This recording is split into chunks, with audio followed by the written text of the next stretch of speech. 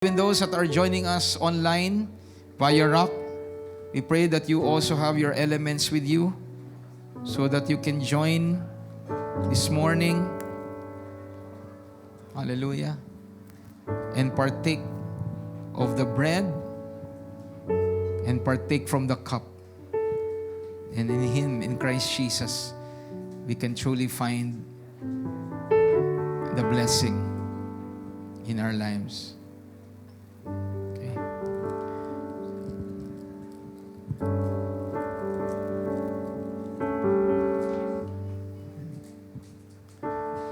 So at this point, pwede po ba nating itaas ang tinapay? Can we just lift up the bread as we focus on the Lord? Father, we give you glory and we give you praise for this wonderful time that you have given to us, that we can come together and eat together as your people. Eat, Lord God, of the bread that reminds us of the perfect work of Jesus, that through His suffering, through His stripes, through the wounds that He took, that we all know, Panginoon, yung kanyang mga sugat ay gumaling, na nangangahulugan, Panginoon, that also in our lives, the scars or the wounds inflicted by sickness can find healing, Lord God, through your wounds. So we thank you and we honor you, Lord God. This morning, we are reminded that you have done a perfect work. By your stripes, we are healed. In Jesus Christ's name, amen. Let's all partake by faith.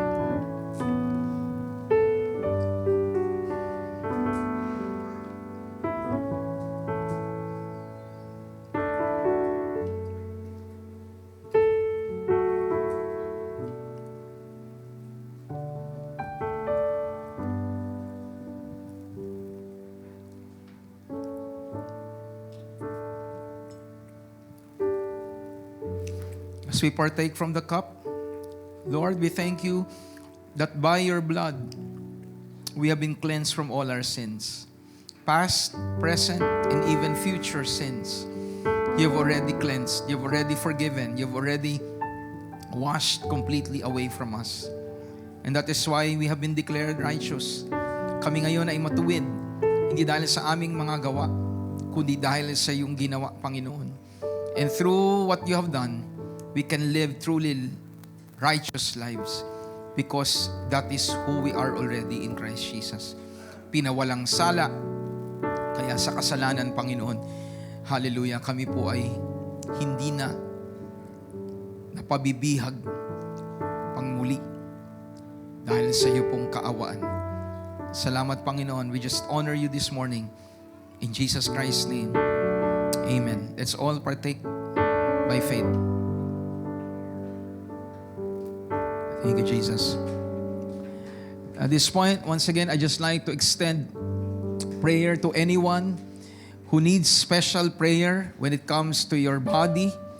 If there is any sickness in your body right now, and if you're being led by God to stand up, hallelujah, and you want to receive a prayer this morning, I want you to stand up. San man kayo nandito sa sanctuary, hallelujah.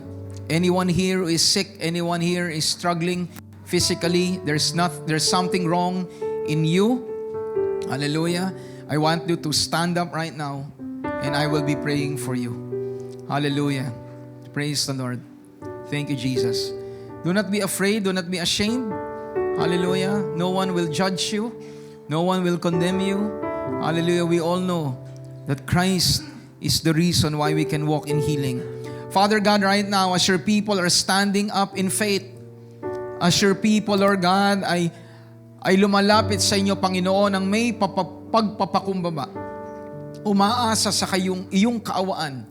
Right now, as we are gathered together as your people, we declare these brothers of ours, these sisters of ours, who are going through a challenge right now in their bodies. We believe that by the power of the Holy Spirit that is available today, any form of sickness, any form of disease have no power and have no authority in the temple of the lives of your people. We are the temple of the Holy Spirit, and so I proclaim and pronounce from the crown of your head to the soles of your feet, let the anointing of God free you from any sickness and disease. And starting today, I declare by your power, Lord Jesus, that your people will walk in divine health. Lord, you can do many ways, Panginoon, sa inyong mga anak.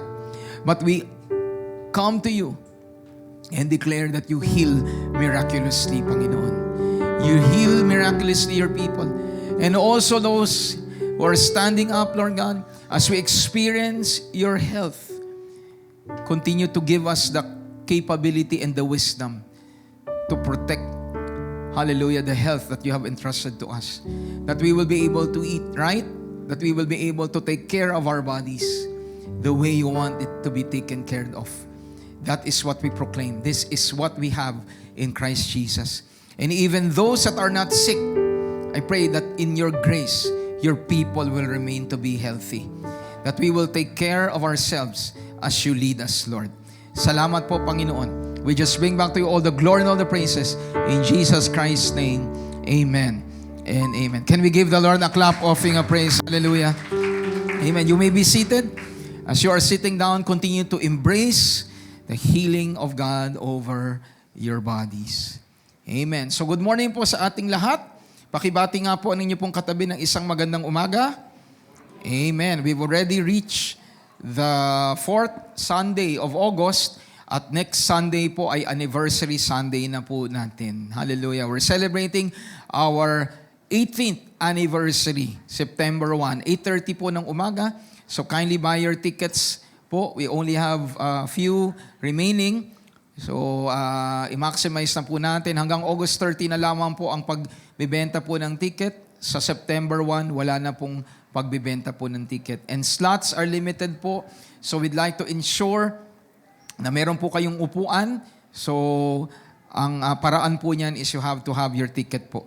Okay? Before September 1. Okay? So let us now proceed sa atin pong lesson. Okay? And we are still continuing our discussion under this series entitled God's Unmatched Mercy Can Reverse the Past. Sabi nga po natin, God's unmatched mercy can reverse the past. And when we say can reverse the past, it means the effects of the past. Because ang nakaraan ay hindi na po natin mababalik. Diba? Bawat segundo na lumipas, tapos na po yun. But what the mercy of God can do is the effects of our past. Okay? Ay atin pong mararanasan yung pagbabago mula po sa Panginoon. And our main text is Isaiah 54 verses 9 to 10. For this is like the waters of Noah to me. For as I have sworn that the waters of Noah would no longer cover the earth, so have I sworn that I would not be angry with you nor rebuke you. For the mountains shall depart and the mountains or the hills be removed, but my kindness shall not depart from you. Ang kabutihan at pag-ibig ng Diyos ay hindi mawawala sa atin. Nor shall my covenant of peace be removed. And the Lord says this, who is merciful to us. Let us pray. Father, we give you glory and we give you praise as we study your word today. I pray that we will be hearing not just words, hallelujah, through our natural ears, but we will be able to hear the voice of God. Marinig namin ang tinig ninyo, Panginoon, na tunay na nangungusap sa pamamagitan ng inyong mga salita. We entrust everything to you today, and we thank you for the freedom that we have in you. In Jesus Christ's name, amen and amen. So, yung atin pong kinover, na acronym, because one area really of our lives that we need mercy is the past. As mentioned po kanina, we can no longer go back to the past, but the mercy of God can reverse the effects of the past. And the effects of the past, first Sunday is we covered punishment. Yung parusa na dulot ng kasalanan. Sin would have an effect in our lives, whether we like it or not. Okay? Tanging ang kaawaan ng Diyos ang magiging kaparaanan para yung parusa na nakapaloob sa kasalanan ay mawala sa atin. Also, abandonment. Yung sense of you are separated, that you are, alone, abandoned. Sa grasya ng Panginoon, yan po ay nagkakaroon po ng reversal through the mercy of God. And we covered shame, yung kahihiyan, na resulta ng atin pong nakaraan, yan po ay pinagpapala ng Panginoon, binabago po niya. At ngayong araw na ito, we are covering po that the terror brought about by the past ay nasusolusyonan po ng mercy ng ating pong Panginoon. Can I hear an amen? So, today, can we say to our neighbor, the terror of the past can be reversed through the mercy of God. Yung kadiliman, yung takot ng nakaraan ay nasusolusyonan ng awa ng Diyos. There's nothing that the mercy of God cannot do. That's how powerful the mercy of God is. Can I hear an amen? Sa Isaiah chapter 54, in righteousness you shall be established. You shall be far from oppression, for you shall not fear, and from terror, for it shall not come near you. No weapon formed against you shall prosper, and every tongue which rises against you in judgment you shall condemn. This is the heritage of the servants of the Lord, and their righteousness is from whom? From me. Your righteousness is going to be from me, says the Lord of hosts. So, sa atin pong naging pagtalakay sa mga nakalipas pong linggo, ay naging klaro po sa atin na ang bansang Israel, nakaranas po sila ng epekto, madilim na epekto ng kanila pong paglayo sa Diyos. Despite of the Lord giving them the opportunity to repent, they still continued in their ways. At ang Panginoon, because pinili ng Israel na tumilikod sa Diyos, then the Lord had no choice but to remove His protection. At kaya po ang bansang Israel ay napunta at nasadlak doon po sa kadiliman. And one of the things that happened sa bansang Israel was the land was entirely ruined. It was devastated. So sa ganong sitwasyon, atin pong kinover, tinalakay na ang Diyos ay nangako na sa kabila na yun ang kanilang naranasan, for a moment the Lord allowed that, but God has promised that I will no longer be angry at you. At yung naging foundation nun ay walang iba kung ano yung naging tipan niya sa tao sa pamamagitan ni Noe. Si Noe now represented during that time, di ba? 8 lamang sila, di ba? And Noe found grace and favor in the sight of God. We can read that in the book of Genesis. At isa sa diniklara ng Panginoon kay Noe is that hindi niya na po gugunawin ang mundo sa pamamagitan ng tubig. At hanggang ngayon, nananatili yun.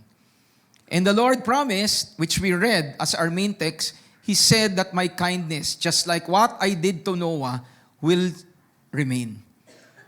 So sa kabila na ganun ang naranasan ng bansang Israel, nangako ang Diyos that you will experience my kindness.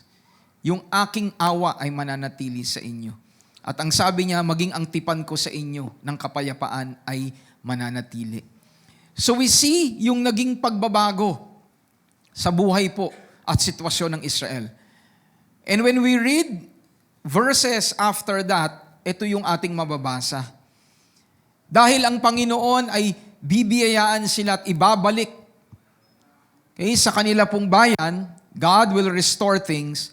He now made a promise that in righteousness you will be established and oppression and terror will no longer be near you. Napakaganda pong pagkakaiba. From a time of gloom, from a time of darkness, from a time of depression, from a time of sorrow, sabi ng Panginoon, lahat ng nakikita ninyo, lahat ng napagdaanan nyo, sabi niya, it will no longer come near you. Palakpakan nga natin ang ating pong Panginoon. So the Lord promised that terror will no longer be near the people of God. At alam na po natin na ito'y applicable dun sa atin. Bakit? Yung covenant of peace, the new covenant applies to us. So kung papaanong nagawa ng Diyos na ipangako sa bansang Israel na ang kanyang kaawaan, kanyang tipan ay kanilang mararanasan, ganon din ang bawat isa sa atin. So in our own lives, you may have gone through terror. You may have gone through destruction in your life because the word terror means mikita, which is terror, destruction, and ruin. Terror. Alam natin, di ba, pag nagkaroon po ng terroristic attack, hindi lang basta violence. You all know that there is a big difference between terror and violence. Tama po ba ako? Di ba? Minsan, pag nag-investigate po ang mga pulis, minsan, pag-investigate nila, may violence, minsan sinasabi na localized lang. Merong talo-talo, merong nangyari na pagitan doon sa mga tao. Pero the moment that they say that it is a terroristic attack, ibang level yun. Ibang lalim yun pag sinabing terror attack. Tama po ba? At dito ang sabi ng Panginoon, terror will now be away from you. Terror will no longer come near you.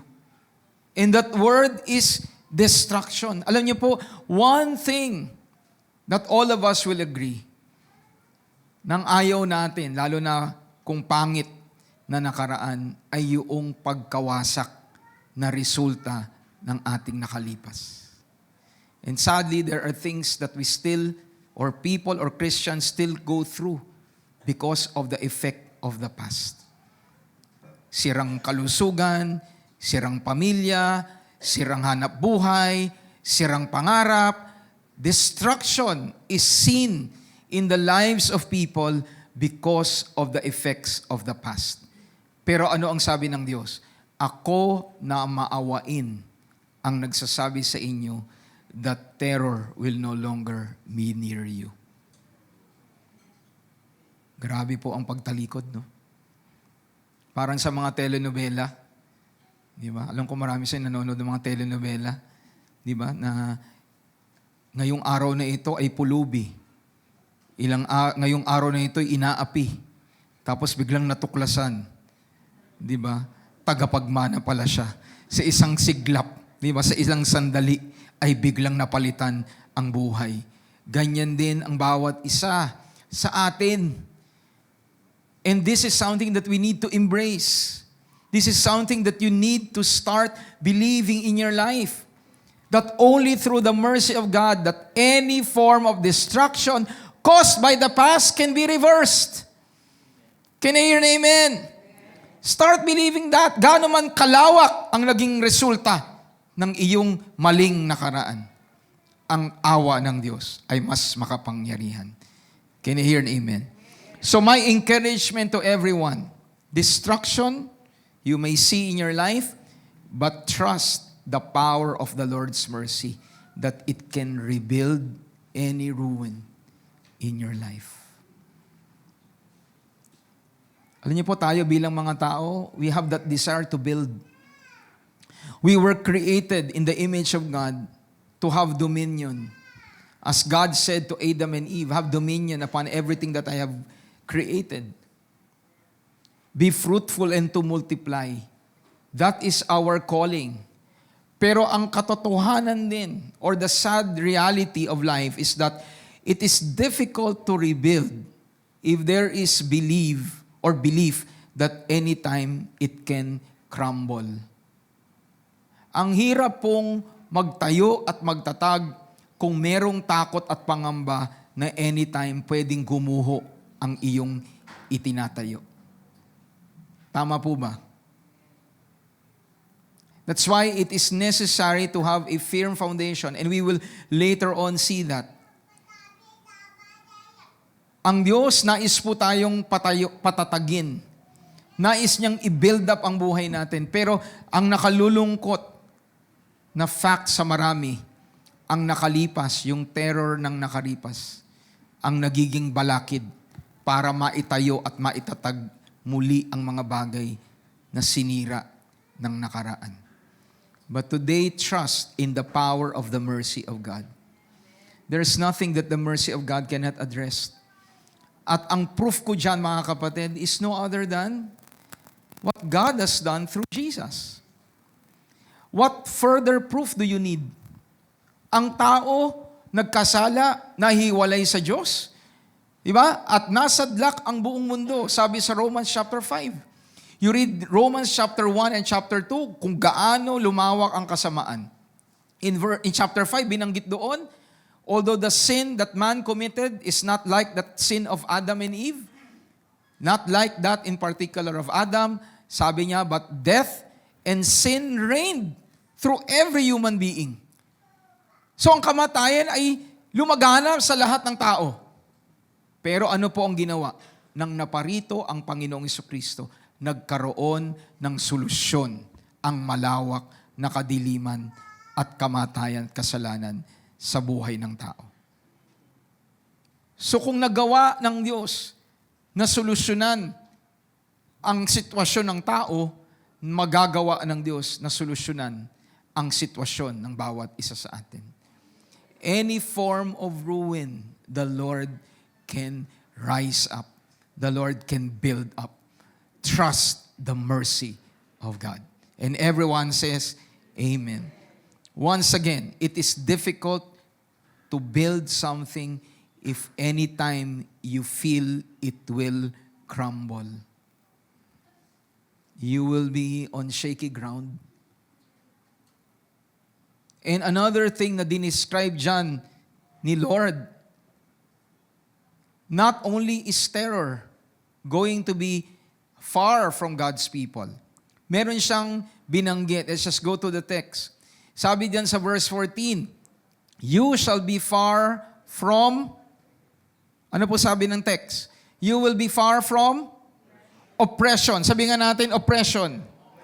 The word oppression is oshek, which is oppression and extortion.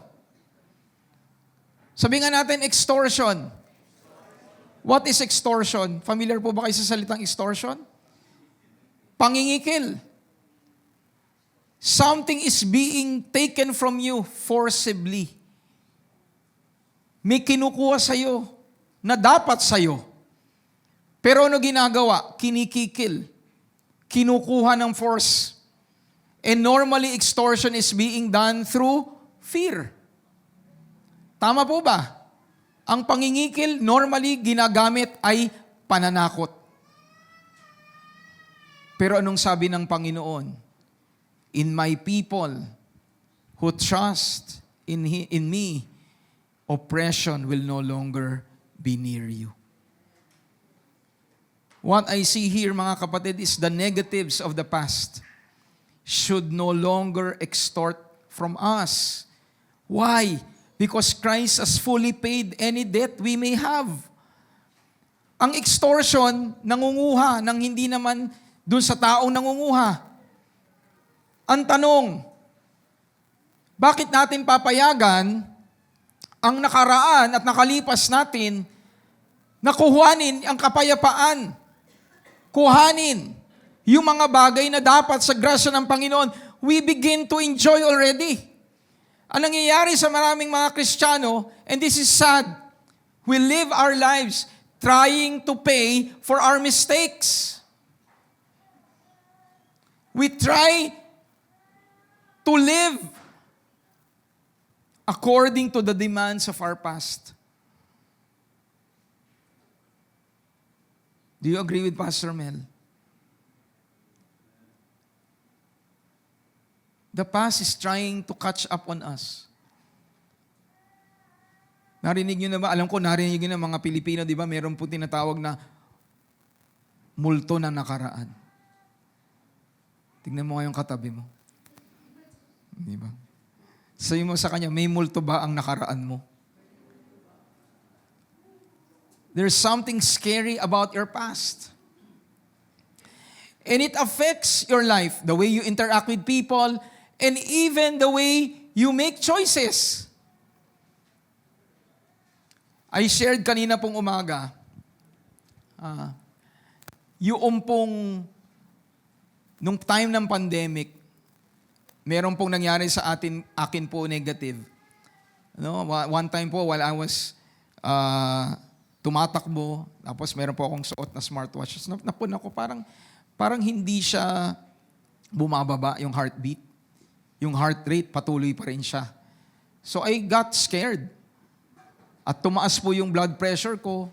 And then there were times dito po sa church, pandemic pa po noon, nakaupo po ako and then I would see parang hindi bumababa yung aking heart rate. So I really felt scared. Okay, but sa grace ni Lord, I was redeemed from that. The Lord gave a word, the Lord gave the peace. Okay, and na-resolve yun. Pero ngayon po, sa biyaya ng Panginoon, I've started to exercise again. Hallelujah. I started to really take the time to really allow my body to move. Okay. And every time na ako po ay yung suot ko po yung smartwatch, minsan po hindi ko maalis na yung naging karanasan ko dati. So every time I hit a certain point, I stop thinking na baka mangyari ulit yung dati. And that is what I am trying to explain. You see, the experiences of the past at times would limit us. It would cause fear in us because of what we went through in the past. Pero every time that I see that, binago na po ni Lord. Maaalala ko po yun, pero mas mangingibabaw yung mercy niya at grace niya. And I have grown. Ngayon, pag nakikita ko po yun, calculated mo na yung target heart rate mo, as long as it's within. Kasi dati, pag tumigil ako, ini-expect ko, bababa siya sa 80. Bababa siya sa 90. You came from walking. So hindi mo expectin, ang heart mo will just plunge. So tinuro ng Panginoon that there's nothing really to be afraid of. There's nothing really to be scared of. Are you following me, church? So, tinuruan ako ng Panginoon. At ngayon, na-realize ko na, actually, pag mas mataas pa nga yung tibok ng heart mo, mas, ibig sabihin nun, mas nagbaburn ka ng fats. Kasi merong heart rate may target heart rate. When you're hitting that, okay, kahit na hindi ka nagpe-perspire talaga the way na mag-perspire ka, but when you are in a certain level of your heart rate, you begin to lose fats. Kaya pakisabi nga sa iyong katabi, alamin mo kung paano ka mababawasan ng taba. Praise God. So you don't need to really perspire. Merong certain heart rate that you begin to lose weight. Dati, ang tingin ko doon, takot. Dati, ang tingin ko doon, pangamba. Pero dahil sa grasya at mercy ni Lord, alam kong hindi niya ako dadalin sa dati kong naging karanasan. Palakpakan nga natin ang ating Panginoon. Sige po, malakas sa palakpak para sa ating Diyos.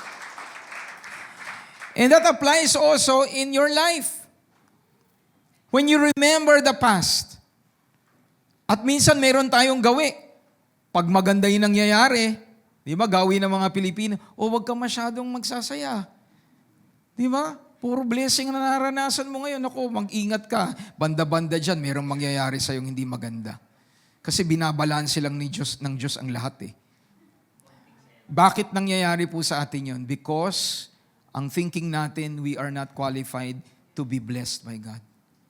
We're thinking that our past, we are not deserving to have a family, to have a job, to have a ministry that is really glorifying God. Pero sa araw na ito, nais ng Diyos sa maintindihan ng bawat isa sa atin that the mercy of God can resolve the issues of the past. And you should no longer allow the past to extort from you. Can I hear an amen? Bakit? Bayad na kasi ang nakaraan mo. mahirap pong mabuhay nang meron pong guilt and terror of the past. Di ba minsan, ako makikita ko po ito sa FB minsan. Di ba makita mo ang isang kaibigan mo, makita mo yung isang tao, di ba? Kumain sa labas, kumain sa Jollibee, o kumain kung saan man, tapos biglang may magko-comment. Sis, paalala ko lang may utang ka. Paalala ko lang huwag ka masyadong masaya. Di ba? Meron kang pagkakautang. Anong gusto nating sabihin? We want to inflict that people do not have the chance to experience a life that is free. We want people to be burdened of the past. We want people to be burdened of their obligation. Nagsaya lang na minsan Di ba? At meron namang reason para naman mag-celebrate ng konti.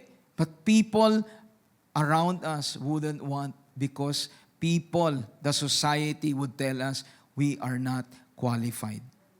But right now, God is telling all of us, Christ paid for your past. Live a life that is of peace and blessing coming from God. Can we give the Lord a clap offering of praise? And all of these are not my words. Hindi ko po ito salita. Ito ay salita ng Diyos. Because if we will, and the result, when terror and oppression are not near us, ano ang resulta?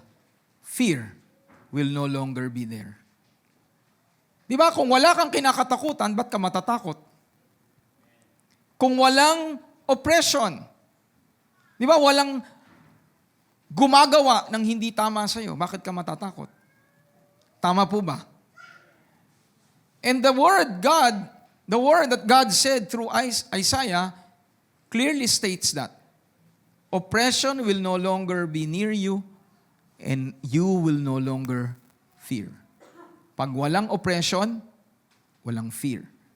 Pag walang terror, walang fear. That's common. Tama po ba? And fear is one thing that needs to be resolved sa buhay natin. The word fear, when you go to the Hebrew, is yaure o yaure. Mayayari ka talaga niyan. Ang takot, yayari sa atin. Sabi mo nga sa katabi mo, ang takot ay yayari sa iyo. Yayariin ka talaga ng takot. Kagaya po ng ine-explain ko kanina, there is no reason for you to be fearful. There is no reason for you to be afraid. Pero at times, the past is the reason why you're fearing.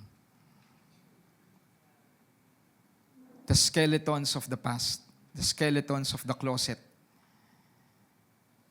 is what causes people to live in fear.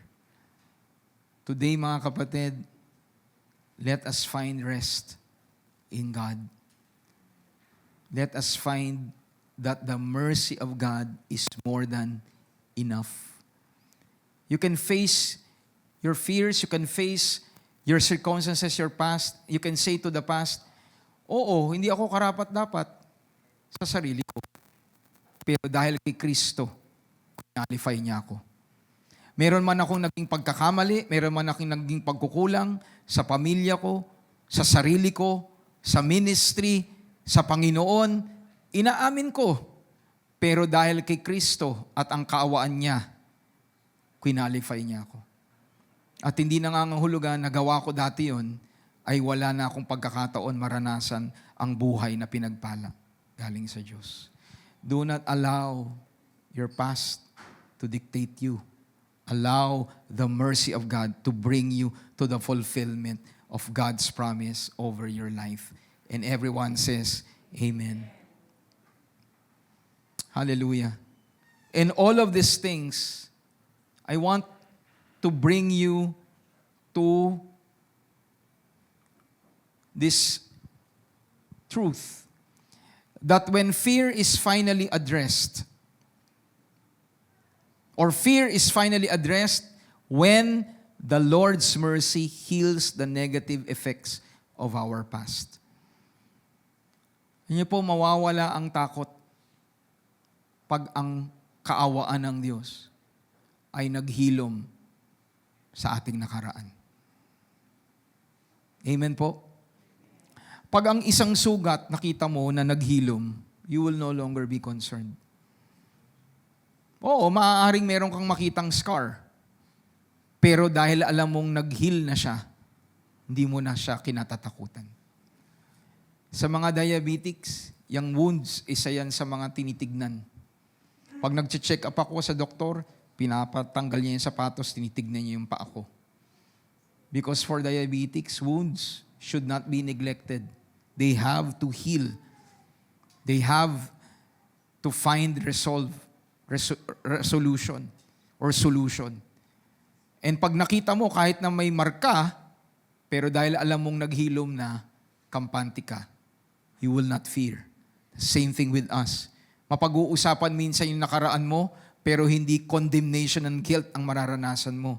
Mapag-uusapan na nakalipas, pero ang makikita mo ay ang grasya ng Panginoon na tinubos ka at hinango ka sa mali mong nakaraan. The terror of the past has been resolved because of the mercy of God. Can we give the Lord a clap offering of praise? Hallelujah! And you no longer fear. Sabi mo nga sa katabi mo, nais ng Diyos, mawala ang pangamba sa ating mga buhay. And how does this become possible? Let's go to our text for today. Sabi diyan, in righteousness, you shall be established.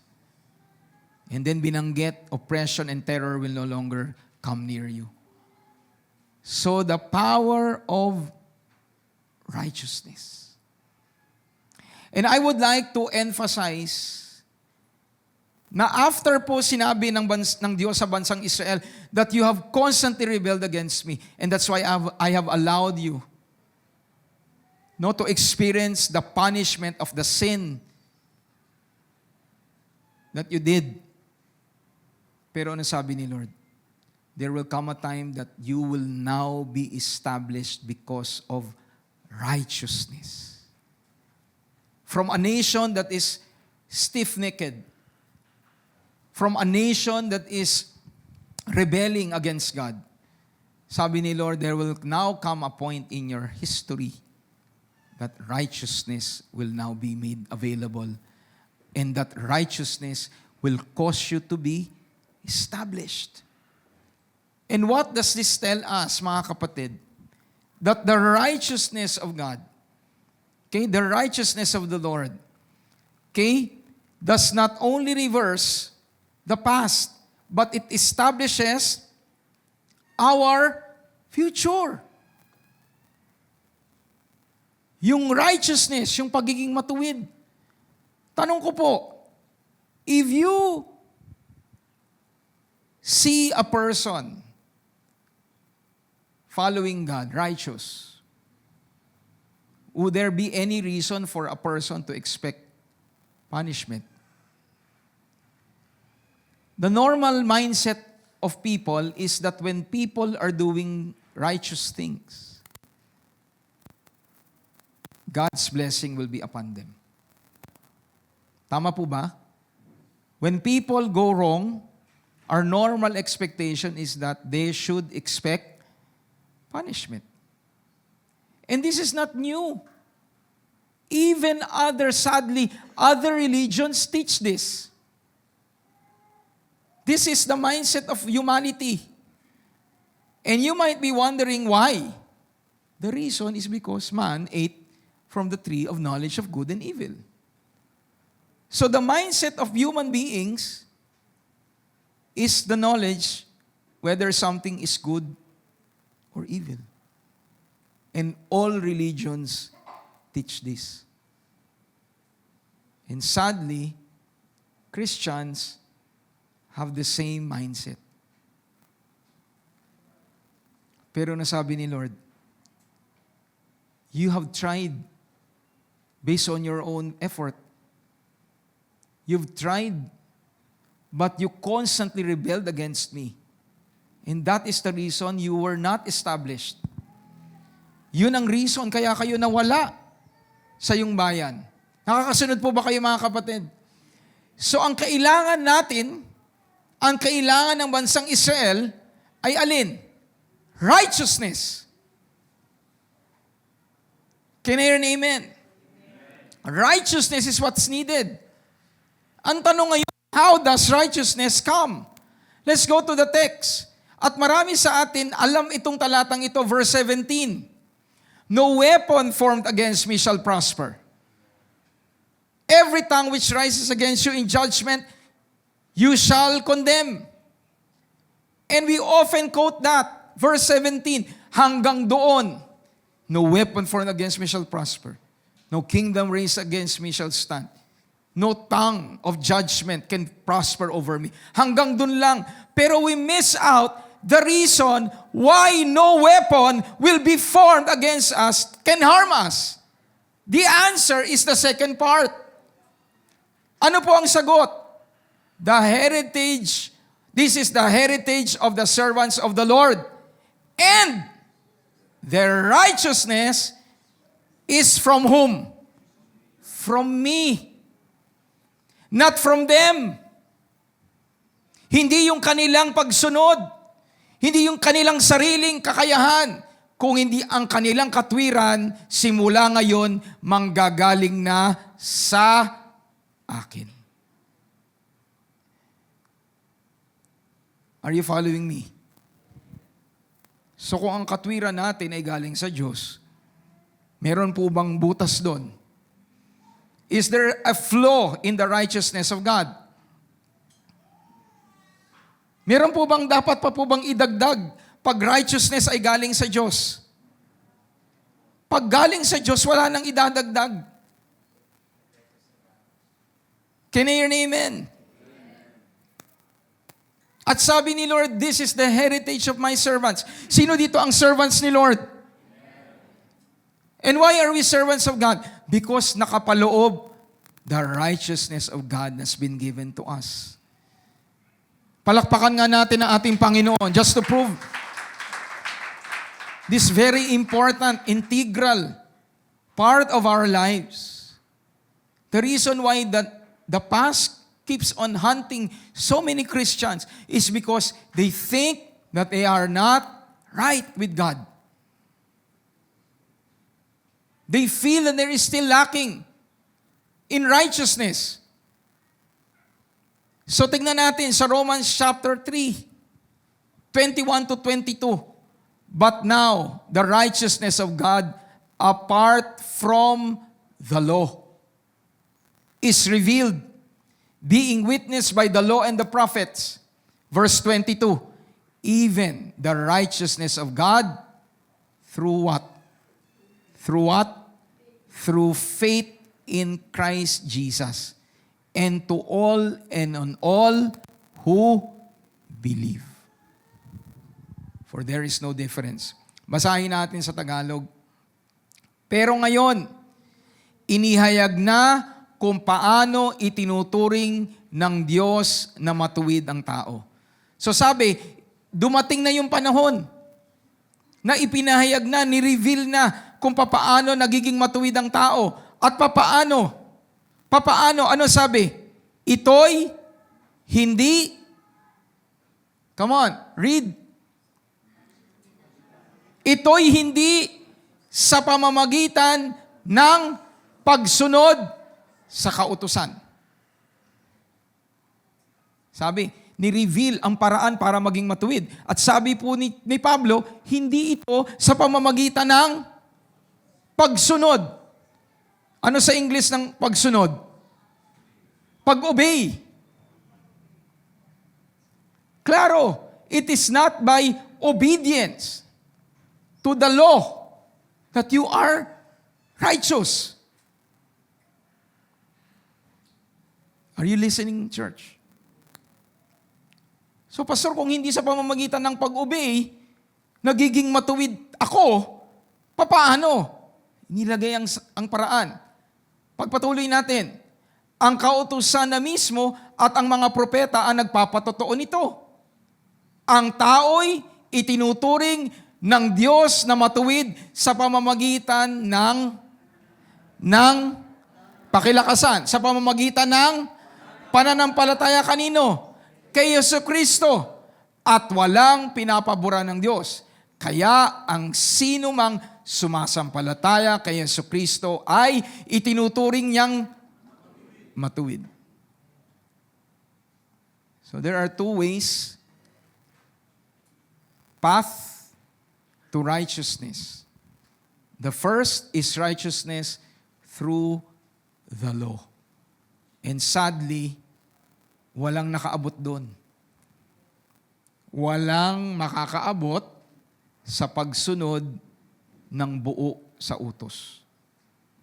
Sabi po ni Santiago, ang Diyos na nagsabing bawal pumatay ay ang Diyos din na nagsabing magsinungaling.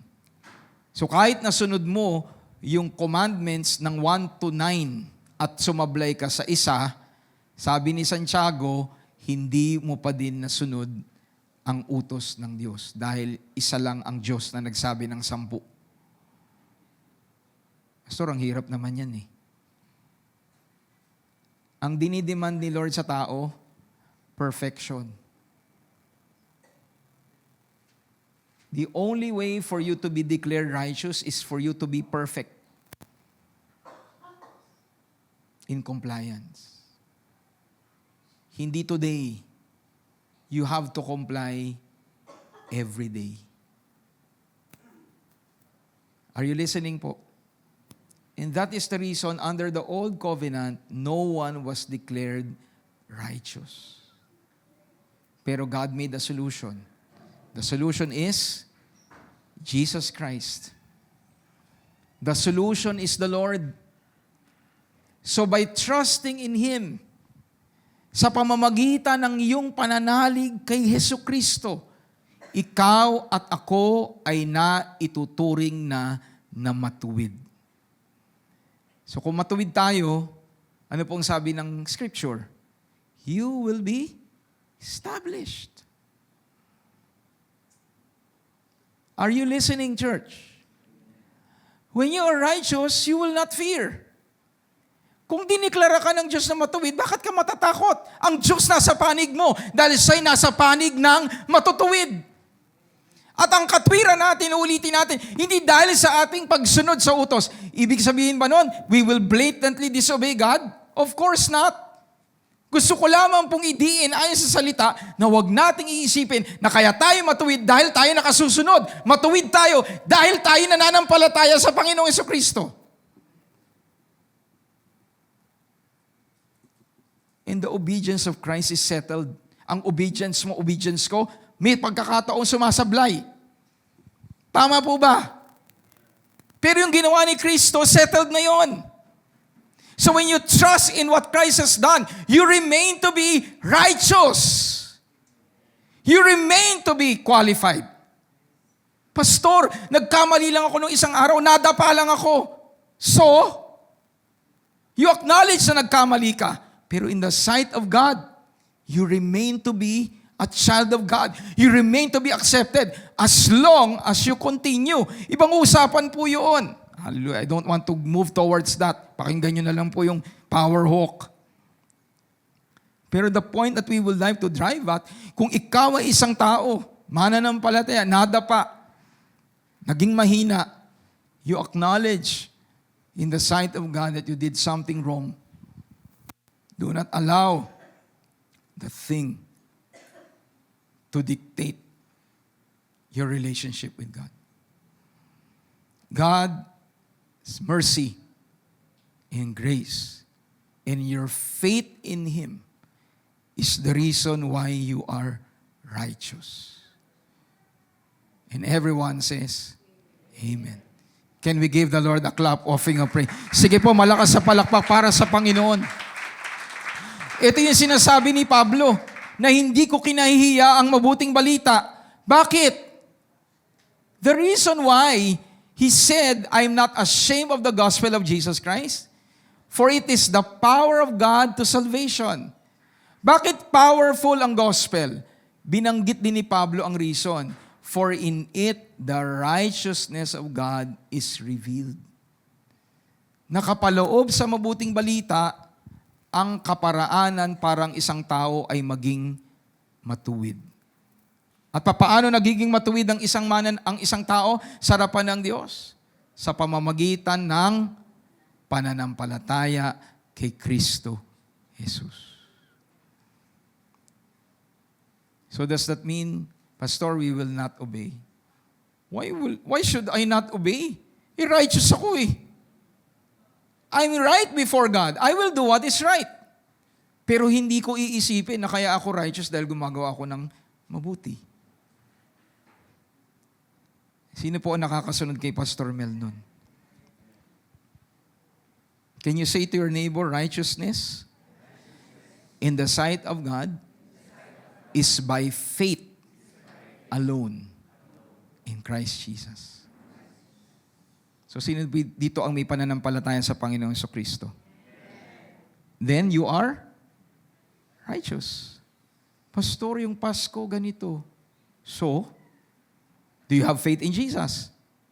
So what are you? What are you? Righteous. Ganun lang ba kasimple yun, Pastor? Well, hindi naman ako nagsabi nun eh. Sa'yo libre. Sa atin madali. Pero kay Kristo, hindi naging madali. Can I hear amen? That is what I'm trying to explain kanina. Let's not allow the past sin to extort something from us. Whenever you remind or you're reminded of your sin, you go to Christ and say, Lord, salamat po, bayad na yan.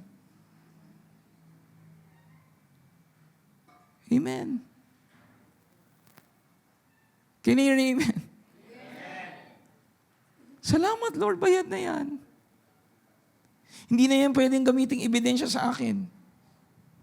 Alam niyo po, sa court of law, pag inulit-ulit, di ba, pag pinawalang sala ng isang tao, diniklara ng judge, you're not guilty, you cannot present the same evidence. Ano tawag doon? Double jeopardy. You cannot be tried with the same evidence. So kung ang kaaway, babalikan ka, ang konsensya mo, babalikan ka sa dati mo, well, sabihin mo sa dati mo, salamat na binayaran na ni Lord yan. Pwede ka bang magpakita ng iba? Eh pag nagpakita ka, iyan, nangyari na, hindi yan past, ha? Future yan. Ano mangyayari sa atin? Oo nga, no, future to eh. Na-born again ako 10 years ago, pero yung kasalanan ko, 11th year. So, paano yan? So, what would happen? So, yun, Pastor, yun nga eh. Nagawa ko eh. Ulit eh. Mga kapatid, sabi po ng Scripture, Christ died how many times? How many times did Christ die? Once. So, ibig sabihin, yung kasalanan mo kahapon, nakita niya na. At bayad na yun. Hello, nandyan pa ba kayo? Kasi kung hindi kasama yun, sino pa mamamatay para sa atin? Bababa na naman ulit si Jesus? Kung tutuusin, lahat po tayo future tense. All of us are future tense when it comes to the Lord. Tama po ba? Sino po dito pinanganak nung si Kristo ay pinapako sa krus ng Kalbaryo? Pakitaas po yung kamay. Meron po ba? Wala, di ba? Lahat tayo, future tense. So why can we believe that Christ has cleansed us from our past, but we cannot believe that Christ has cleansed us from our future? Lahat naman tayo future tense kay Christ. The only solution is to think na si Lord is beyond and outside time. Lahat ng kasalanan from Adam until He returns, lahat yun may kabayaran na. And that's why even if you make a mistake, and this is not to say that you will intentionally make mistake. Because sabi nga natin mahal natin si Lord. Nananalig tayo sa Kanya, why would you intentionally make mistakes? But if ever you do fail, kasama yon sa tinubos ni Jesus sa buhay mo. And everyone says, Amen. Can we give the Lord a clap offering of praise? Sige po, malakas sa palakpak para sa Kanya. This is the good news. This is the good news. This is what Paul is saying. I'm not ashamed of the gospel of Jesus Christ. At klaro sa ating binasa, two ways. The old covenant way, righteousness by obedience to the law, and righteousness by faith. Sino dito ang righteousness through faith in Jesus? Amen. So kung righteous tayo, we will be established. Kung established tayo, wala na ang fear. Kung wala ng fear, oppression and terror are not near us. And that is why we say, diba, dun sa atin pong main text sa church, those who receive abundance of grace and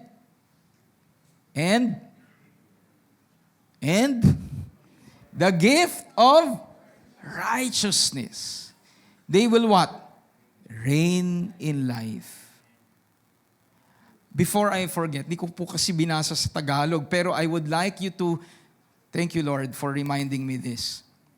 Sa English, ang sabi dyan, my righteousness will be, or your righteousness will be from me.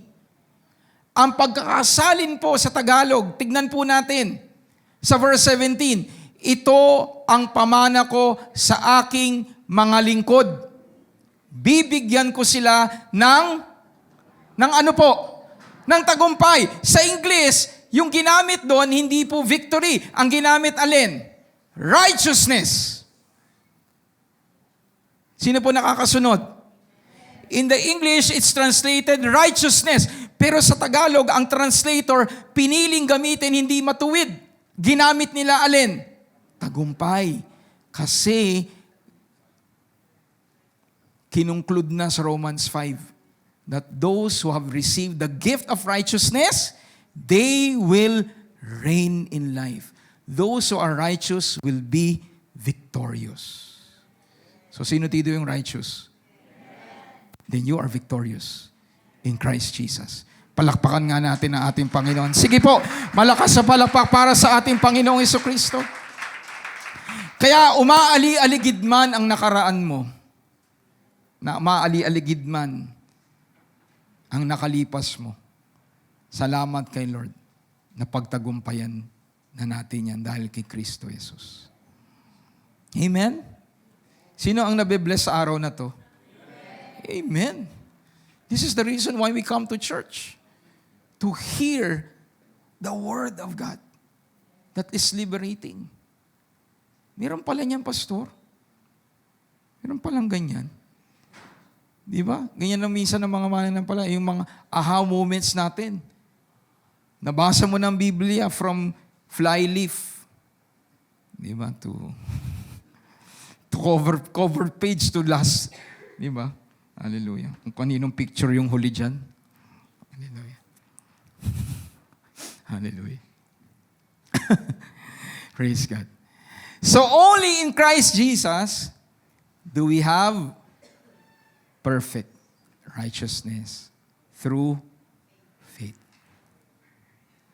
When it is by faith, it is perfect.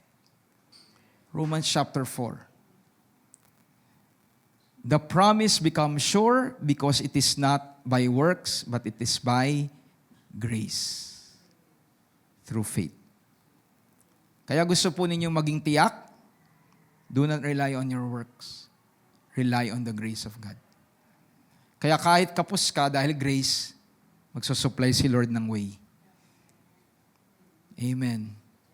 Pero pag sarili nating paraan, laging kapos. Pero pag grace, laging may kasunod. Dahil grace eh. Amen. Who loves Jesus? Hallelujah. I tell you, when you know this, you will fall in love with Jesus more and more. You will just acknowledge how good He is sa buhay mo.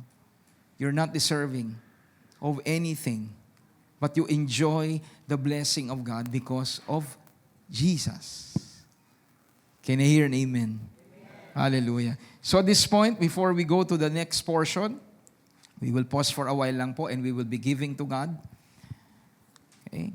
So today po is fourth Sunday, and every fourth Sunday we go and be reminded of supporting the pastor when it comes to the word. Let the Lord speak to you. Hallelujah. And let the Lord guide you, guide us. Hallelujah. Let us all pray. Father, we give you glory and we give you praise for this opportunity that we can give, that we can be a channel of blessing to your servant. At alam namin, Panginoon, that it is written in the Word that we give generously, that you give, Lord God, out of a heart that you have given to us. And we know, Lord, that based on the Word, you love a cheerful giver. So we just thank you, Lord, for the opportunity to support, to be a blessing to your servant. And thank you so much that you see everything, Lord God, that is done in faith. Salamat, Panginoon. In Jesus Christ's name, amen. So let us give to the Lord with a cheerful heart. Hallelujah. At sa mga nasa online po, hallelujah, ay pwede po kayong magkaloob din po. Salamat po, ate. Magkaloob din po via GCash, okay, and even po through our bank accounts online po. Or you can go deposit to the bank. Okay, so once again, paalala po sa ating lahat, next week po will be our anniversary celebration. September 1, we only have one service po or celebration next week. At ang start po ay 8:30. And just like what I mentioned po kanina, yung po mga unang bumili ng ticket, okay, we will be segregating the sanctuary po to sections. So for example, ID numbers 1 to 30, for example, will be the section A. So first come, first serve na po kayo doon. Okay, and then itong number na to, section B naman, so first come, first serve po. So yan po ang mangyayari po next week. So paalala po sa atin, wala na pong bentahan po ng ticket next week. Okay, hanggang August 30 na lamang po. Okay, and today will be the last physical gathering. Okay, so magkikita-kita po tayo next Sunday na po for our anniversary celebration. Okay, palakpakan po natin ang atin pong Panginoon. And of course, mamaya po meron po tayong vibe para po sa mga kabataan po. Okay, and I will be the one to share the Word of God. Okay, so let us now proceed to the second part of the series, and hopefully by the grace of God we'll be able to finish before the Lord returns. Okay, we'll be able to finish, hallelujah, hallelujah, before 12 o'clock. Hallelujah. Medyo on track naman si Pastor Mel. Okay, so sa Matthew 17, okay, sabi natin, we want or we know that the mercy of God can reverse any terror. And we will be going to a story na alam ko po marami sa atin familiar. This is the account na merong isa pong tatay na ang kanyang anak po continued to suffer. And binabanggit dyan, as we read, okay, he requested for mercy. It was a terrible situation. But God, in Christ, resolved the issue. Sabi dyan, and when they had come to the multitude, a man came to him, kneeling down to him and saying, Lord, have mercy on my son. For he is an epileptic and suffers severely. For this is what happens to the child. He often falls into the fire and often into the water. So I brought him to your disciples, but they could not cure him. We would all agree that the situation of the man is painful and terrible. To have a son, okay, that suffers, hindi lang po sometimes. Ang description po ni Matthew ay, he suffers often. At ang nangyayari po sa kanya is that he would throw himself to the fire and then he would throw also himself to what? To water. So makikita natin definitely na may mga marka sa katawan ng lalaking ito. And for a parent to see that, that's a terroristic sight. Especially if they cannot do anything about it. All parents here would agree that this is a terrible situation. Amen po ba mga magulang? Pag nakikita natin ang ating mga anak na nagsasuffer, may mga pagkakataon, nababanggit natin, lalo na pag mabigat, kunin ko na lang kung ano yung pinagdadaanan mo. There was a time in my life, nung kay Carissa, nangyari po yun. Tindi po nung kanyang naging karamdaman. Prolonged. At naisip ko, Lord, yung sakit niya sa akin na lang. Ano niyo po, ang sabi ni Lord sa akin, hindi ako ganyan. I will not transfer the sickness of your child to you. What I will do is to heal you. Both. That is who God is. Minsan naiisip natin, kunin na lang natin yung paghihirap ng ating mahal sa buhay. Pero mga kapatid, kahit na gawin natin yun panalangin, hindi mangyayari yun. Pero ito ang tiyak. We can come to God and ask for mercy. Come to God and ask for mercy. No matter how terrible your situation is, come to God for mercy. And this is what the Father did. Yun ang kanyang ginawa. So I would like to encourage everyone here. Even in the most terrifying situations, we can come to the Lord and ask for His unending mercy. Imaginein po natin kung ano nangyayari sa tatay na to. He constantly sees his son suffering.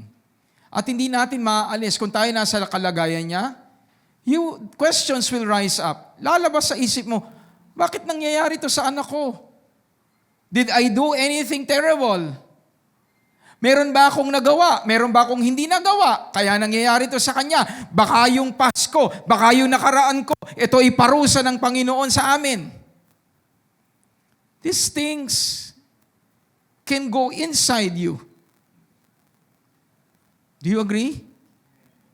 Especially when things are out of hand. At sadly, ang nangyayari po sa marami, we will try to pinpoint our mistakes just so we will find a reason to believe na kaya nangyayari yon dahil meron tayong naging pagkukulang. Mas madaling tanggapin yon, tama po ba ako? Do you agree with Pastor Mel? Mas madaling matanggap na kaya may sakripisyo at may paghihirap kasi meron akong nagawang mali. Pero yung wala kang ginagawa, yung matanggap mo na nararanasan yon, it's going to be painful. Let me tell you this. Do not allow, kahit na matindi ang naging kasalanan mo dati, naging kahinaan mo dati, as we have heard a while ago, your past has been paid by Jesus. What you need to do now is to trust in the mercy of God. Even your past mistakes that has been paid by Christ. Kaya nga tayo, we are so cautious, mga kapatid, and I often say this, when you hear something happening sa kapatid natin, nagkaramdaman, nagkasakit, nagkaproblema, huwag nating iisipin, naku, meron sigurong ginawang secret sin yan. Kaya nangyari. Mga kapatid, there are things in our lives that we cannot explain. There are things that happen because we live in this world na alam natin, di ba, binayaran na ng Panginoon ng kanyang dugo ang ating mga kasalanan, but still, meron pa ring certain degree of liberty ang kaaway. Ang mundo na ginagalawan natin. Pero darating ang panahon that this will all be resolved. Kaya wag natin pong kagad ikabit yung atin pong mga problema sa ating mga pagkukulang. Kasi pag gano'n, lagi po tayo may pagkukulang. Tama po ba si Pastor Mel? Hindi po mauubusan.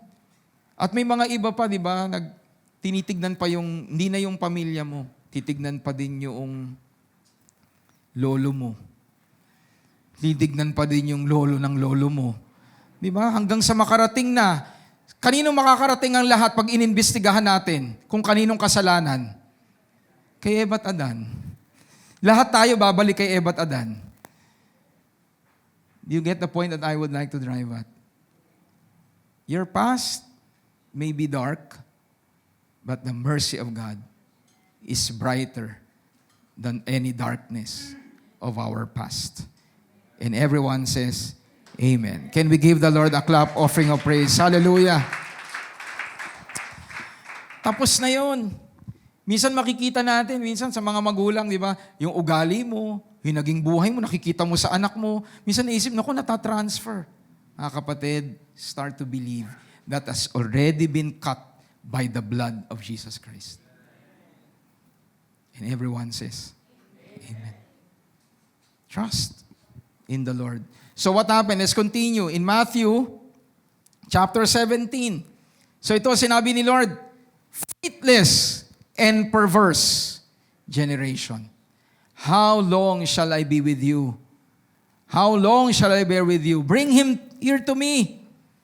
And Jesus rebuked the demon. So dito ni-reveal kung bakit po ganun yung tao. And I would like to emphasize this, a word of caution. The power that is at work doon sa bata was revealed. It was a demon. And I would like, once again, to caution everyone that not every situation of epileptic season or a person is caused by a demon. Can you hear an amen? We need to be very careful. This was a situation that was specific to this son of the man. Because we see that there's really, what? Terror, oppression, because what would happen? Talagang sinasaktan po yung bata. Would go through the fire, then would go to the water. Talagang it was beyond the control.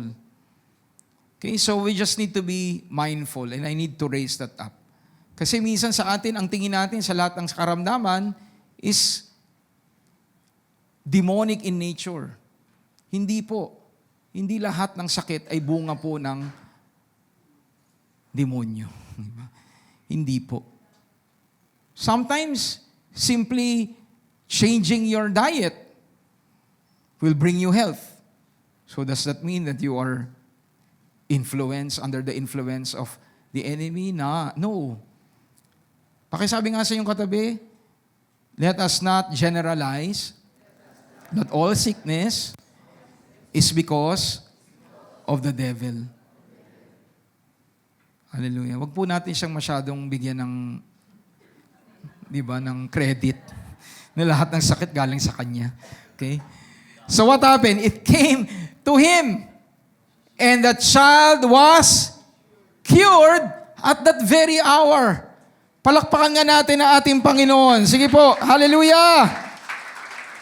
So yung hindi ma-resolve ng kanyang mga alagad, dinala kay Kristo na resolve. And there is something here that I would like to emphasize. Sabi ni Lord John, faithless and perverse generation. Alam niyo po, when there is faithlessness, kakabit po yan perversion. Pag wala kang tunay na relasyon sa Diyos, tignan mo buhay mo. Before, kasi ngayon bago na tayo eh. All of us would agree, nung hindi pa tayo na kay Kristo, our lives were perverse. We just simply did what we want. Kasi wala tayong pananalig sa Diyos eh. Pero nagkaroon ka ng tunay na pananampalataya sa Panginoon, nakita mo ang pagbabago. Because your faith is what grounds you to live a life that pleases God. Yes, may pagkakamali. May mga times magiging mahina ka. Pero generally speaking, you know where you're supposed to walk. Hindi na sa path ng mundo, but in the path of what pleases God. Amen? And bottom line, because we are righteous in Christ. So gusto ko lang pong idiin yun sa buhay natin. When there is faith, our lives, hallelujah, will translate generally to a life that pleases God. Amen po? Hallelujah. Kaya sa mga magulang na nakikinig ngayon, if you have a challenge with your children, with your spouse, or anyone, bring them to Christ. Because that's the only solution for a life that truly would be pleasing to God. That they would have faith in the Lord. And everyone says, Amen. Let's continue. So what happened? So terror and oppression caused by the enemy have no match with the power and word of Jesus Christ. Walang katumbas po, walang pwedeng ipanabat ang kaaway pag si Kristo at ang kapangyarihan niya at salita niya ang kanyang ipinamalas. Amen? Hallelujah. So let's go to Acts chapter 10 just to prove the point that the word which God sent to the children of Israel. What was sent? The Word. And what was the Word about? Preaching peace through Jesus Christ. He is Lord of all. The word you know, which was proclaimed throughout all Judea, began from Galilee after the baptism which God preached, or John preached in 38, how God anointed Jesus of Nazareth with the Holy Spirit and with power, and this is what Jesus did. He went about doing good, healing all who were oppressed by the devil, for God was with him. Naparito si Kristo para tapusin ang gawa ni Satanas. Can you hear an amen? And oftentimes, the work of the enemy is destroyed when the word comes to us. Sabi nga natin, the word that comes to us will end the terror and oppression of Satan. Kasi ang hold lang naman ng kaaway is lie. Pero when you know the truth, you will experience the power of God because you know the truth. Amen po. Hallelujah.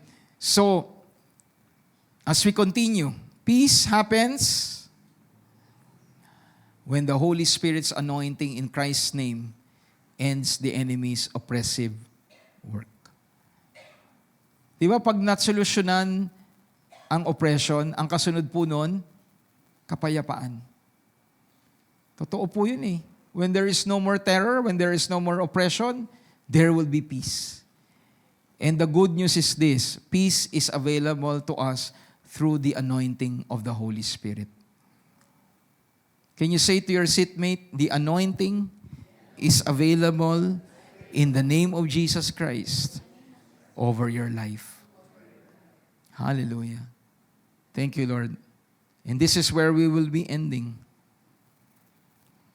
After this, the disciples came to Jesus privately and said, why could we not cast it out? Diba ano po nangyari? Diba una dinala sa kanila eh. Hindi lumayas. Dinala kay Jesus, lumayas.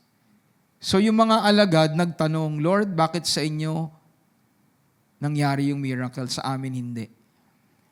And there is something here that I would like to emphasize. When you read ito pong Matthew na account about the healing that Jesus did here, bago po ito is the Mount of Transfiguration story. Sino po ang familiar sa Mount of Transfiguration? What happened? Sino po ang nandun? si Jesus, of course, and then nagpakita doon si Elijah, tsaka po si Moses. Sino kasama ni Jesus? 3 of his core disciples. Peter, James, and John. They were there. So nakita nila yung nangyari sa Panginoong Jesucristo. Tapos pagbaba nila, ito bumungad. They experienced and they saw how glorious Jesus was. Pero nung may dinala sa kanilang papagalingin, gumaling, hindi. And this is something that should teach us. Important po ang experiences natin kay Lord. Yung encounter natin sa Kanya is very important. Pero our experiences with God is not the reason why the enemy will flee from you. Are you listening, church? You cannot say to the enemy, baka nakakalimutan mo, na-experience ko si Lord ng Sunday, ha? Tumulo pa nga ang luha ko, ang dami-dami. Dito, sinare ni Jesus kung bakit. Are you listening, church? Why would the enemy submit to us? Sabi ni Lord, you were not able to cast it because of your unbelief. For as surely I say to you, that if you have faith as a mustard seed, you will say to this mountain, move from here to there, and it will move. And nothing will be impossible for you. Can I hear a big amen? And once again, a word of caution to us. Okay? There are things in our lives that God sees that we do not see. And we will not make that general statement if something is not happening, then our faith is not active. Are you following me, church? Halimbawa, nag-pray si Pastor Mel na may sakit, hindi gumaling. Ay, kulang ang faith ni Pastor Mel, kaya hindi gumaling. Let us not make that general sweeping conclusion. Can I hear an amen? There are things that we cannot really understand. Pero isang sabi ni Lord, as you continue to believe, even the impossible will be made possible. Let us not base our circumstances or our faith based on what we see. Can I hear an amen? The point that we would like to drive at is this. Ma-take natin to sa ating mga spirit. Na Lord, sabi mo, that if we have faith, even the size of a mustard seed, we can say to any challenge, and the challenge will be moved from here to there, and nothing will be impossible for us. Can we give the Lord a clap offering of praise? Sige po, malakas sa palakpak para sa Kanya. So once again, faith is integral to experiencing His miracles of mercy in our lives. Continue to trust that God is merciful. Maawain ang ating Panginoon. The moment na isipin natin na ang Diyos ay hindi na maaawa, ang Diyos ay humantong na sa sagad niya, that will be the time that we are going to limit ourselves in experiencing His mercy. Can I hear an amen? And I would like to emphasize, mga kapatid, again, it is not your experience. Salamat kay Lord sa mga experiences natin sa Kanya. Pero what will cause the miracles to happen is faith in God. Can I hear an amen? Hallelujah. So as we end, what we see as limits are the only ones which can truly limit us. Nung kinikreate ko po itong excerpt na ito, hallelujah, I hope clear to, and I'll explain. through what I have received. Sabi ko nung sa creatives, magandang pang-excerpt to kasi tinuruan ako ni Lord.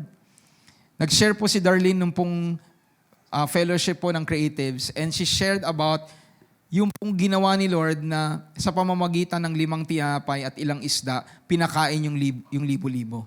Sino po nakakalam ng story? Nung nagsasalita po si Darlene, nangusap po ang Lord sa akin. Kasi sabi ni Darlene, ang limitation ay yung tinapay. The Lord told me na hindi yun ang limit. Ang limit is kung ano yung pinapaniwalaan ng mga alagad. Kasi kung tutuusin, ang ginamit ni Jesus, parehas lang pong tinapay. Yung nakita ng mga alagad, yun din ang nakita ni Jesus. Tama po ba ako? Kahit na hindi kayo umuo, tama po ako eh. Di ba? Parehas tinapay. Amen? What the disciple saw is the same bread that Jesus saw. Pero ang limit ng mga alagad, hindi mapapakain. Eto. Pero si Jesus, paupuin ng lahat. So ang limit ay hindi yung physical. Ang limit kung ano ang ating pinaniniwalaan. Pakinggan po natin yun sa ating mga spirito ngayong umagang ito. Ang limitasyon ay hindi yung nakikita natin. Ang limitasyon ay kung ano ang ating pinananaligan.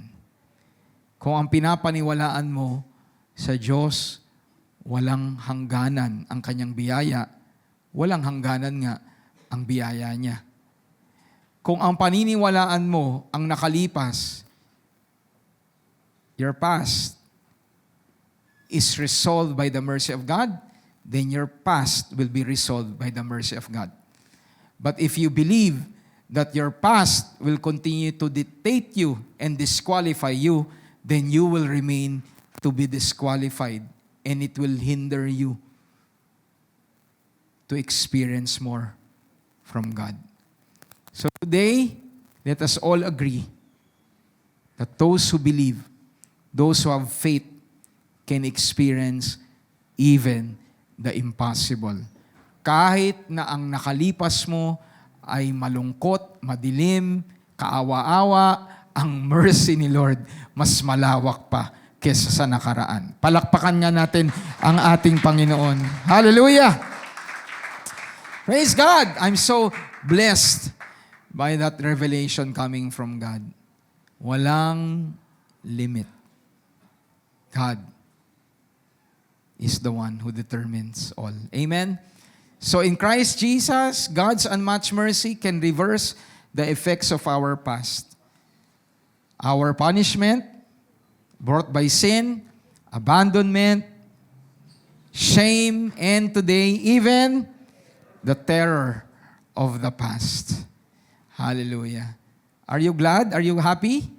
Amen. Because of Jesus Christ. So, once again, this is the last part of the series, and just like what we have done in the past, kayo na po ang mag-determine ng conclusion nyo. In all of the things that you have heard, ano ang conclusion mo? I pray that all of us will conclude that the mercy of God is what we truly need. Even the past has no power over the mercy of God. And everyone says, Amen. Can we all rise up? Praise God.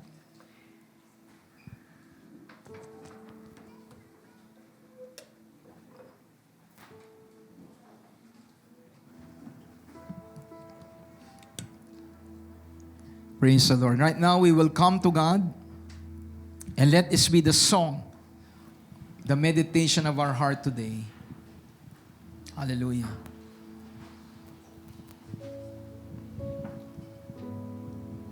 Let the Lord search us. Let the Lord speak to us. Sa dami ng mga narinig natin, isa lang ang ating tunay na kailangan. ang marinig natin ang tinig ng Diyos na nangungusap sa atin. Mga kapatid, laging may pag-asa kay Kristo. Laging mayroong biyaya at kawaan sa Diyos. And today, I don't know what you're going through. I don't know even your past. But one thing I do know, the mercy of God is more powerful than anything. And if you are in Christ Jesus, kung ikaw ay naki Kristo Jesus at diniklara niyang matuwid, makalalapit ka sa Kanya at kapayapaan ng Diyos ang iyong mararanasan. Let's sing from the beginning. O Lord, you have searched me. You know my ways. Hallelujah. Thank you, Lord. Oh Lord, you've searched me. You know my way. Even when I fail you, I know you love me. Thank you, Lord. Your holy presence Yes, Lord. Let your people surrounding me. your love and your mercy, Lord. In every season, I know you love me. I know you love me. At the cross, I know you love me. At the cross I bow my knee, where your blood was shed for me. There's no greater love than this. amen. Amen, Lord. You have overcome the grave. Your glory fills the highest place. What can separate me now?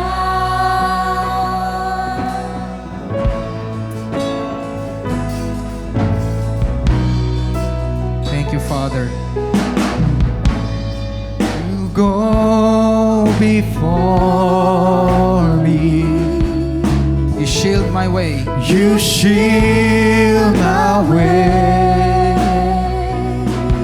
Your hand upholds me. Your hand upholds me. I know you love me. And I know you love me.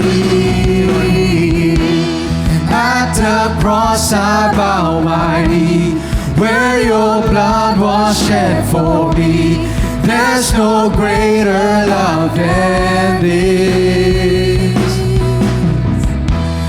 You have overcome the grave. Your glory fills the highest place.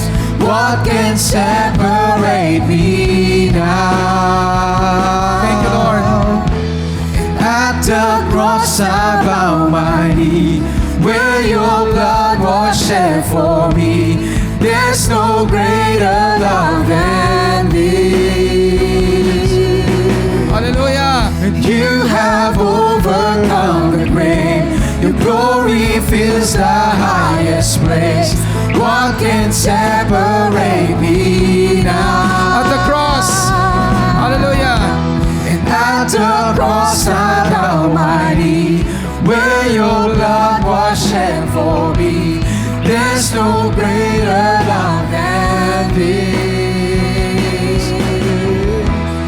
You have overcome the grave. Your glory fills the highest place. What can separate me now? You tore the veil. You made a way. When you said that it is done, you tore the veil. You made a way. When you said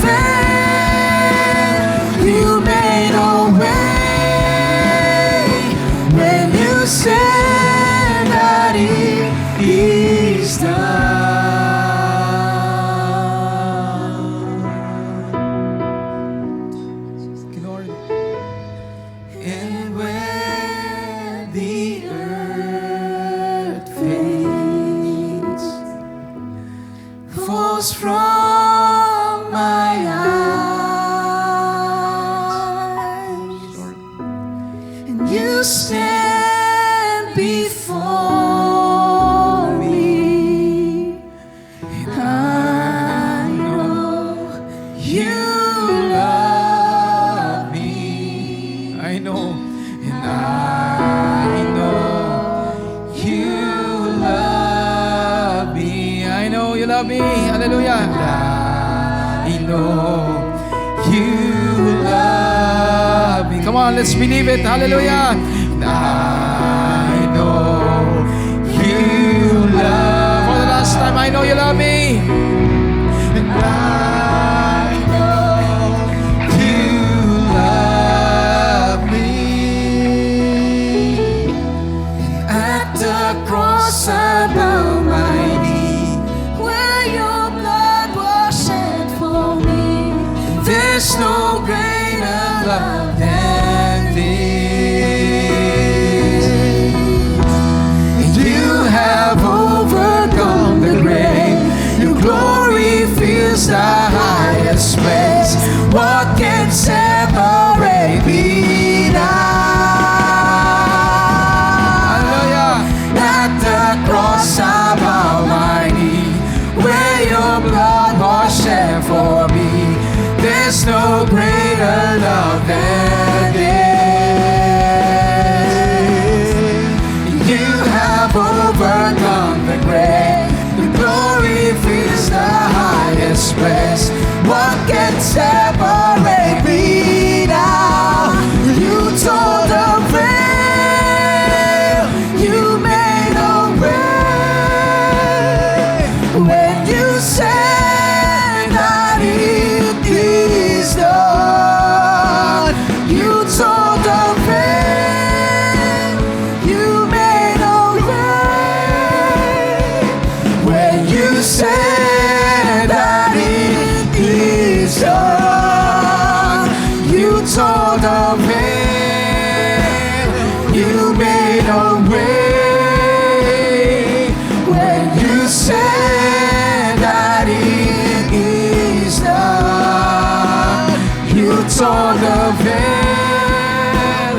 You made a way. When you said that it is done.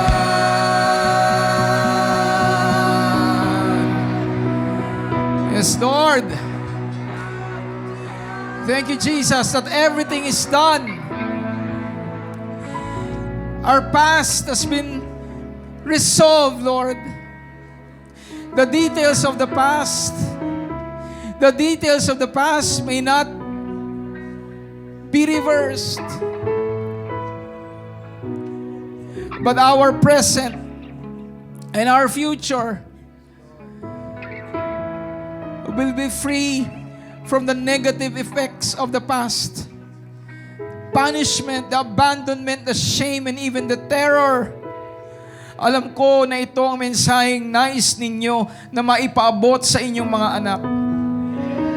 I firmly believe with all of my heart that Christians continue to struggle of the past.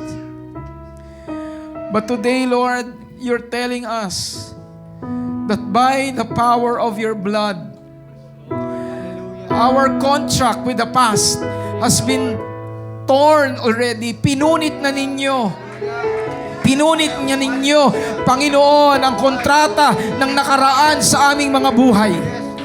Kaya sa mga oras na ito, Panginoon, allow your people to really live free. Allow your people to experience the peace, Lord God. Na tunay nga, Panginoon, that oppression and terror are already far from us.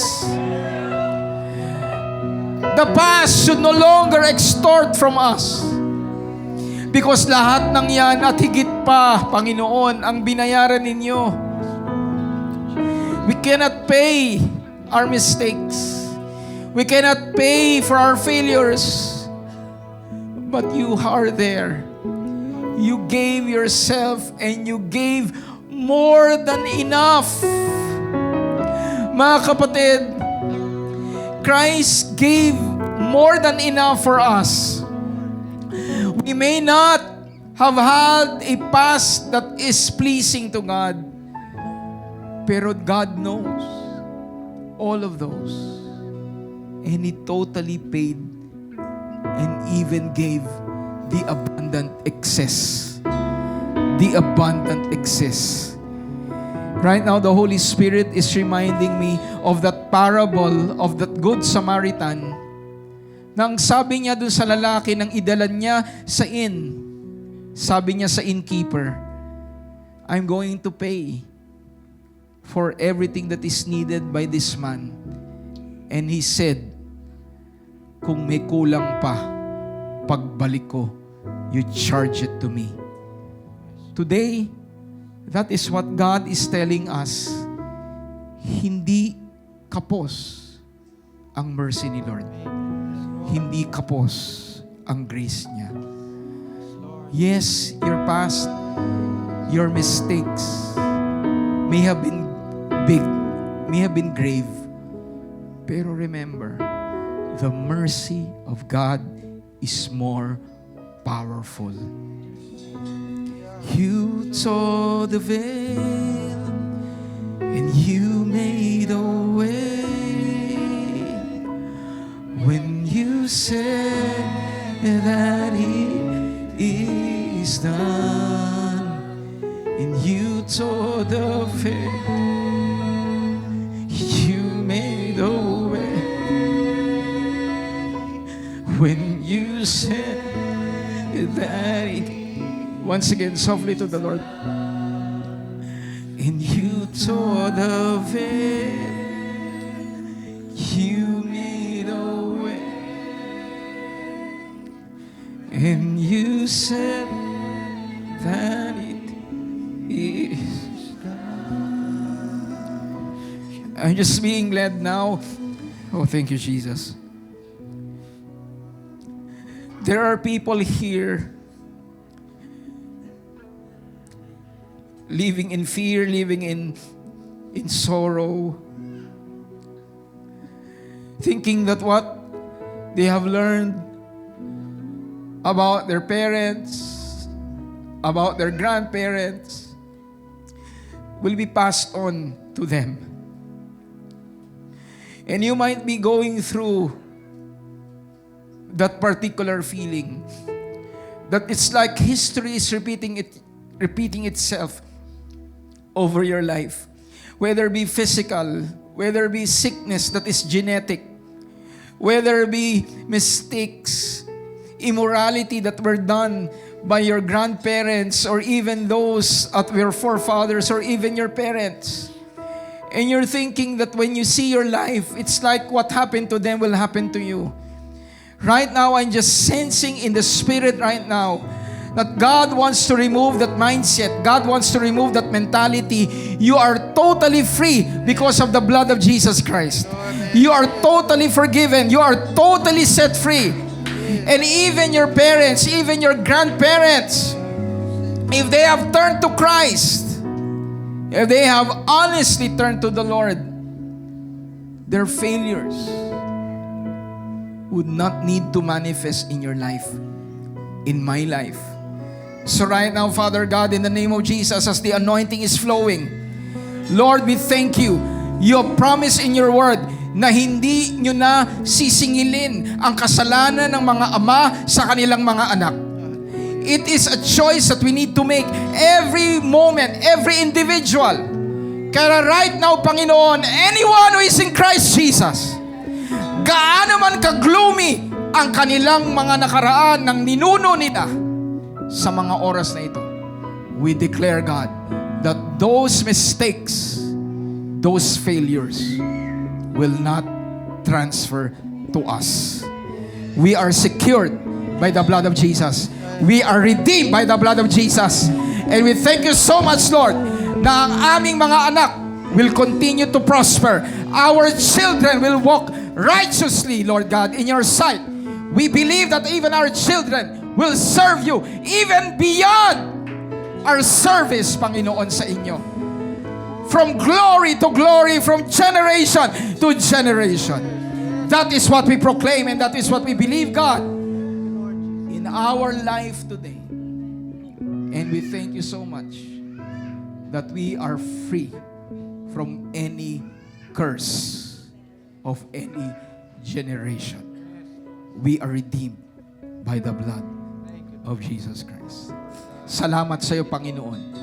Thank you, Father. Thank you, Holy Spirit. Thank you, Jesus, for your wonderful work sa buhay ng inyong mga anak. And today, we just declare, Lord Jesus, that you are the Lord and God of our lives. Salamat po, Panginoon. We just bring back to you all glory and all praises. In Jesus Christ's name. And everyone says, Amen, Amen, and Amen.